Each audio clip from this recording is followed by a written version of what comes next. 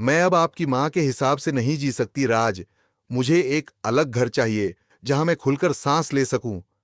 अंजलि की आवाज कांप रही थी, पर उसमें सालों की घुटन दबी थी। बीती रात सासू माँ ने सिर्फ इतना कहा था, 10 बजे तक घर आ जाना। लेकिन अंजलि को लगा जैसे उसकी आजादी छिन गई हो। कुछ दिन पहले सहेलियों के साथ ऋषिकेश जाने की बात पर सासू माँ ने कहा, अकेली बहू ऐसे नहीं घूमती।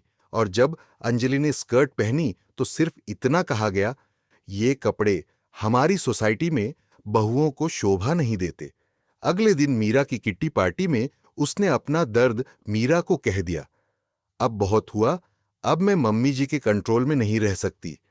मीरा ने शांत स्वर में कहा, मैं भी यही सोचती थी जब मैंने ससुराल छोड़ा था।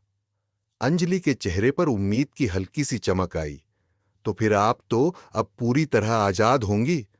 मीरा की आंखें धुंधली हो गईं।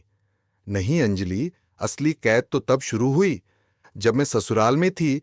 तब घर की जिम्मेदारियां बंटी हुई थीं। बच्चे दादी दादा के साथ खुश रहते, मैं निश्चिंत रहती। कुछ नियम थे, लेकिन वो नियम मुझे राहत देते थे। अलग होने के बाद सारी जिम्मेदारियां मेरे कंधों पर आ गईं। अब मैं दरवाजे की रखवाली करती हूं, बच्चों को पढ़ाती हूं, मेड को संभालती हूं और विक्रम की हर जरूरत का अकेला सहारा बन चुकी हूं। पार्टियों में जाना तो सपना बन गया है और इस सब के बीच मैं खुद को सबसे ज्यादा अकेला महसूस करती हूं। अंजलि ने पूछा, तो वापस क्यों नहीं गए? किस मुंह से? मीरा बोली।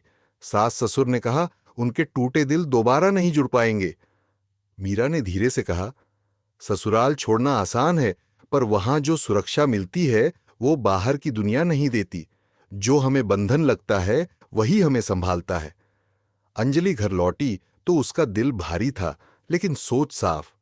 दरवाजे पर पहुंचते ही उसने कहा, अब मैं मम्मी जी से माफी मांगूंगी और वादा करूंगी कि मैं उनके साथ ही रहना चाहती हूं।